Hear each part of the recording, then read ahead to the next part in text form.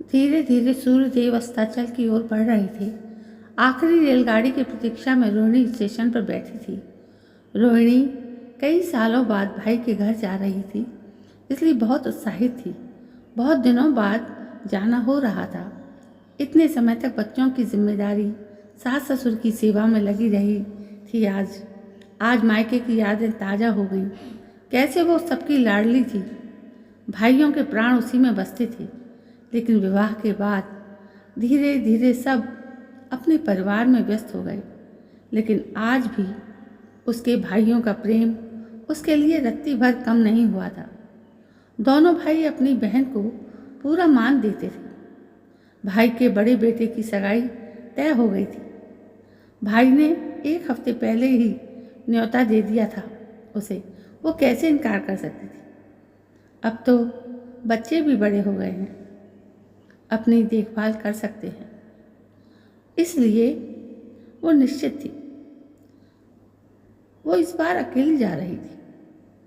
संजय को ऑफिस में बहुत ज़रूरी काम पड़ गया था, क्योंकि उनका एक नया प्रोजेक्ट चल रहा था, इसलिए छुट्टी नहीं कर सकती थी। रात का सफ़र था। रोहिणी के पति ने उसे सारी बातें समझाईं। सुनो रोहिणी, पहली बार अकेली जा रही हो, पहले टिकट संभाल लो। खाने और पीने का सामान मैंने रख दिया है। रोहिणी मुस्कुराई और कहा, क्या मैं छोटी बच्ची हूँ? तब संजय ने थोड़ा डपटते हुए कहा, तुम हर बात को मजाक में मत लिया करो। अनावश्यक ट्रेन से बाहर मत उतरना। रोहिणी को अपने पति की फिक्र करना अच्छा लग रहा था। वैसे भी वो बहुत खुश थी, लेकिन साथ ही हल्की सी घबराहट भी थी। वास्तव में वो 20 साल बाद संजय के बगैर यात्रा कर रही थी। उसे आश्चर्य हुआ कि शादीशुदा औरतें क्यों अपने पति पर इतना निर्भर हो जाती हैं कि आज अकेले सफ़र करने में उसे घबराहट हो रही है। उसके पति को उसे बच्चे की तरह समझाना पड़ रहा है।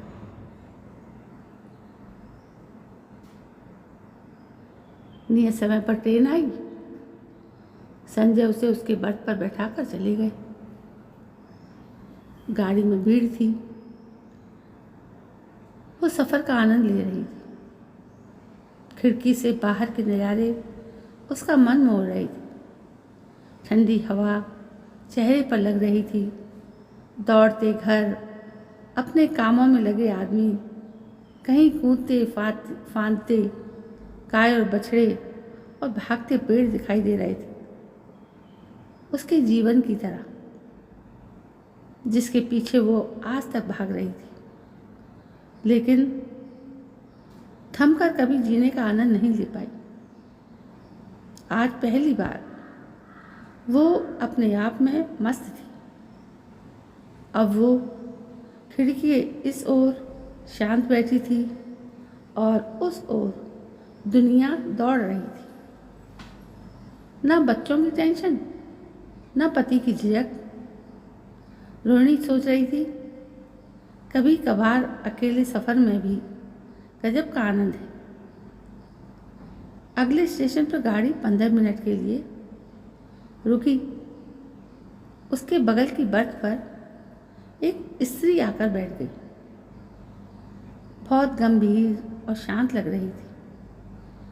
कॉटन की ग्रीन साड़ी पहने हुई थी, मोती की माला पहने हुई थी। संभ्रांत परिवार की मालूम पड़ रही थी, जो उसकी हम उम्र लग रही थी। उसने उस महिला को मुस्कुराकर देखा, किंतु उस महिला ने अनदेखा कर दिया, जो रोहिणी को बिल्कुल अच्छा नहीं लगा। उसे लगा कि कितनी घमंडी है। गाड़ी चलने लगी। कुछ समय बाद सामने वाली महिला ने थर्मस से चाय निकालकर कप में भरी और रोहिणी की ओर बढ़ाते हुए कहा, आप चाय पिएंगे? रोहिणी को याद था कि कैसे उसने उसे अनदेखा कर दिया था।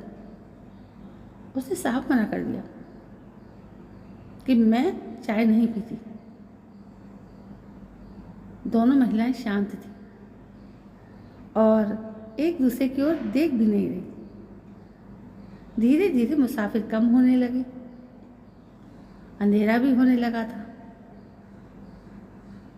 कुछ देर बाद एक स्टेशन आया। वहां से 4 पुरुष यात्री डिब्बे में बैठे। चारों यात्री मदिरा पिए हुए थे, जोर जोर से चिल्ला रहे थे।